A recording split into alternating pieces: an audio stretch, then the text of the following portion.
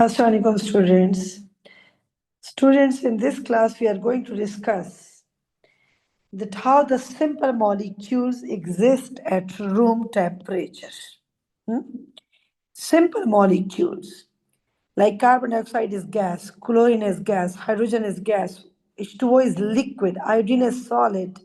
This shows that the simple molecule could be gases, could be solid, could be liquid, depending on the strength of what? Intermolecular forces. Like iodine is solid. This shows that its intermolecular forces are stronger than the intermolecular forces of chlorine and water. Hmm? Like the simple molecules could be solid, could be liquid, and could be gas. This depends on the strength of intermolecular forces. This you have already done. Like the strength of the intermolecular forces decide the physical state of any substance of any simple molecule at room temperature. Can we solidify water? Yes. Can we solidify carbon dioxide? Yes. You can solidify carbon dioxide at minus 77. Nitrogen at minus 205. Like this is solid at room temperature, but we can solidify all these. So once they are solid, what you will call them? The solid simple molecules are what? Simple molecular lattice. What is the meaning of this? Look, suppose I have H2O solid, the ice जिसे हम बर्फ बोलते हैं, हाँ? Suppose this is water. Oh, no, not water, ice. Inside the water, inside the water, inside the water, there is what? Covalent. Huh? Like, for example, this is one water, in other water, in other water, in other water, in other water, in other water. The water molecules are regularly arranged. Although these are not the exact structure, I know their shapes are quite different, like the lattice structures. But I'm trying to explain it in the simplest possible way, right? So listen, the molecules are regularly arranged. Inside the molecule are covalent, but between the molecules are what? The intermolecular forces. Now, what is the intermolecular forces between water? It's hydrogen bonding. It is what? Hydrogen bonding. So, what you will call it? This is called simple molecular lattice. The molecules are regularly arranged and they're held by what? Hydrogen bond if it is water, but it is not always hydrogen bond, depends on the type of the intermolecular forces. Now look, this is iodine solid, this is iodine solid. See, inside iodine there's covalent, huh? Between the molecules are what? ID. So the molecules are regularly arranged and they're held by what?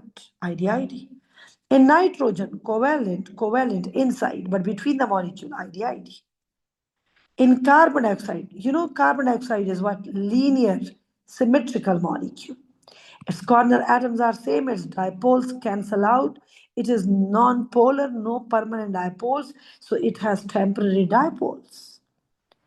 H2S, H2S is polar. It is asymmetrical molecule.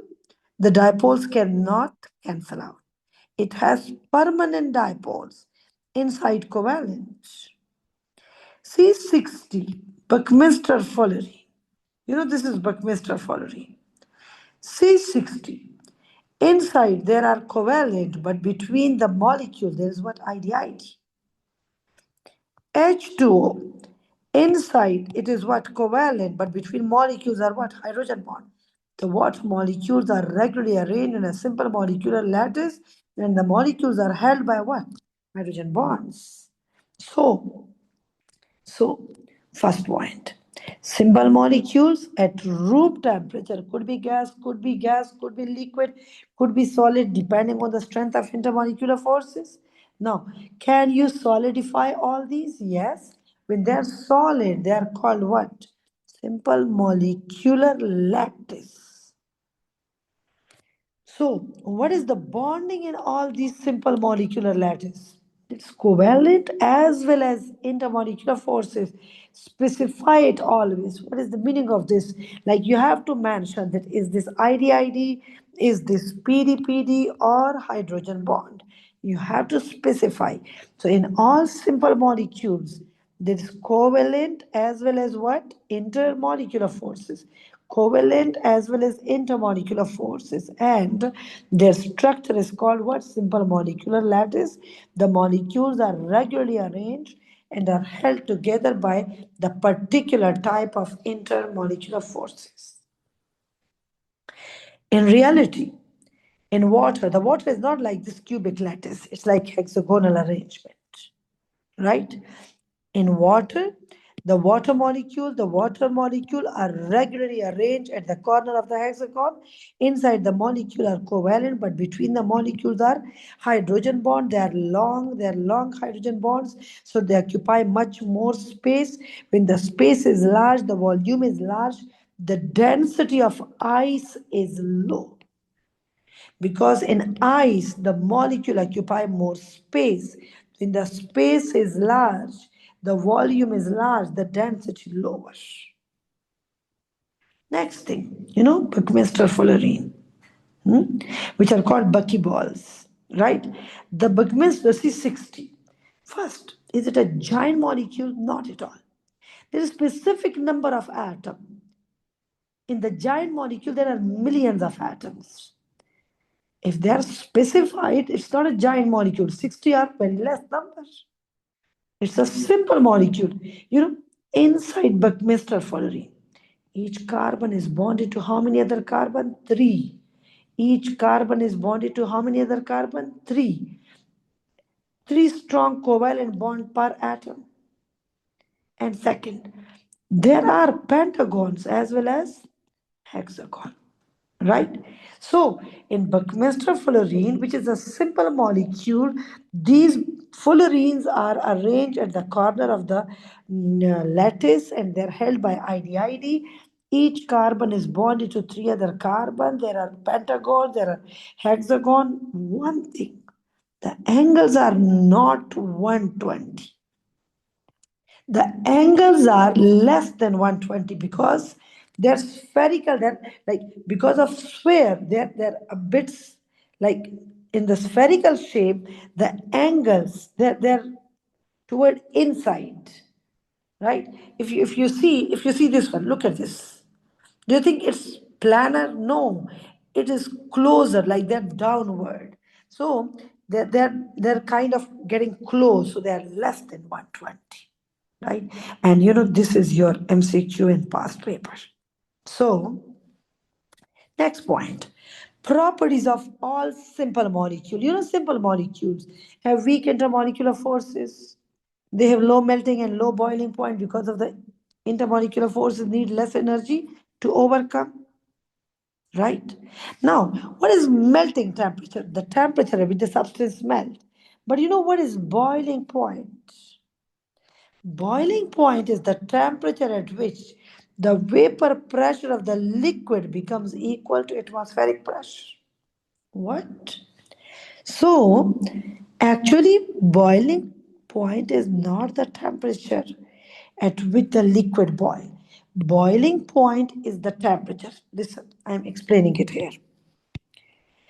Like melting point is the temperature at which the solid turn into liquid. Agree. And all the simple molecules have weak intermolecular forces. When they have weak intermolecular forces, they will melt very easily at low temperature. But once it is boiling point, listen carefully. This is a liquid, right? Suppose this is water, for example. There is hydrogen bond between water molecule. There is hydrogen bond between, like, these are molecules. This is atmospheric pressure. This is what? Atmospheric pressure. You are heating it. This is thermometer. When you are heating, the vapors will form. The vapors form, they exert pressure. When the vapor pressure becomes equal to atmospheric pressure, at this temperature, it will boil. Suppose I have water, I have methanol. This is what? Water. This is what? Methanol. Now listen. In water, two lone to hydrogen. In methanol, two lone and one hydrogen. Two lone, two hydrogen. Two lone, but one hydrogen. So this one is less. So one hydrogen bond per molecule. This is two hydrogen bonds per molecule. Huh? So which one have more number of hydrogen bonds? Water.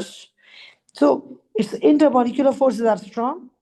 When you are heating, this is atmospheric pressure. They are placed in the same room. The atmospheric pressure is same. Keep in mind. And you are heating. So more heat is needed to overcome the hydrogen bonds because they are more. So more heat is needed to make it to be equal to the atmospheric pressure. Its hydrogen bonds are less. So it is when you will heat it, when you will heat it, it needs less energy to make the vapor pressure to becomes equal to atmospheric. Why? Their intermolecular forces are weak. They will evaporate more easily. Its intermolecular force, the hydrogen bonds are more. It will not evaporate readily. So it needs more heat. Its boiling point is large because the intermolecular forces are strong. More heat is needed to make the vapor pressure to becomes equal to atmospheric pressure. To become equal to atmospheric pressure. Look at this. The temperature at which the vapor pressure of a liquid becomes equal to atmospheric pressure. In water, there are two hydrogen bonds per molecule. In methanol, there is one hydrogen bond. More heat is needed to make the vapor pressure to becomes equal to atmospheric pressure. And this needs less heat. Therefore, it boils at 64, it boils at 100. You know what is vapor pressure? How you define it?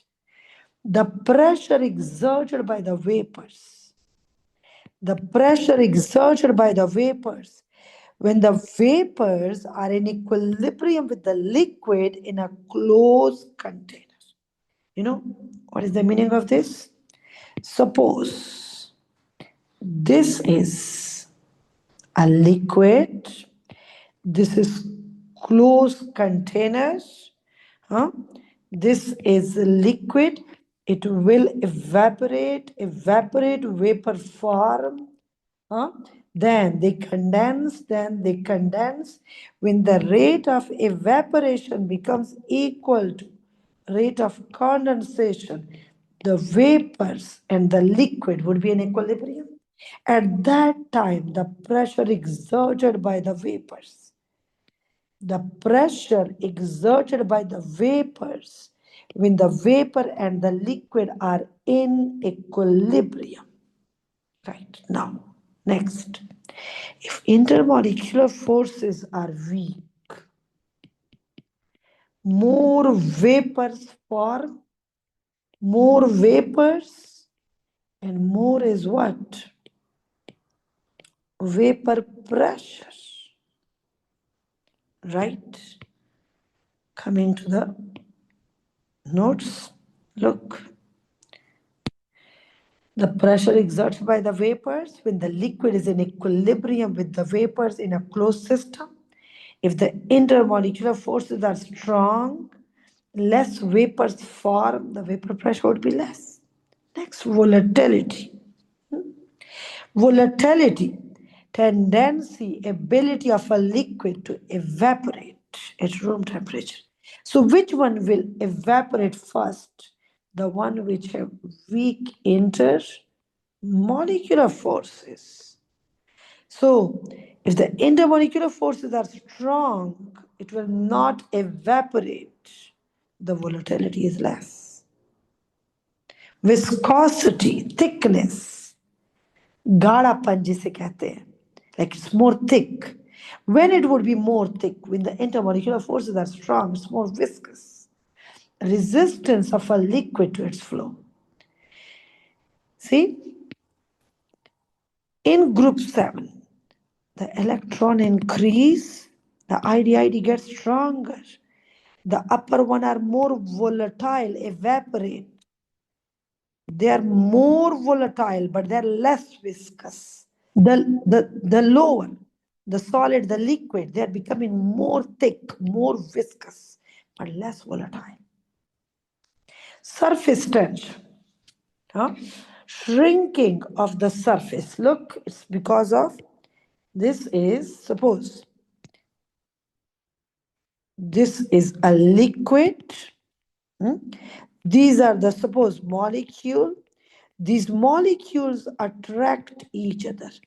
You know, when they attract to each other inward, their surface shrink.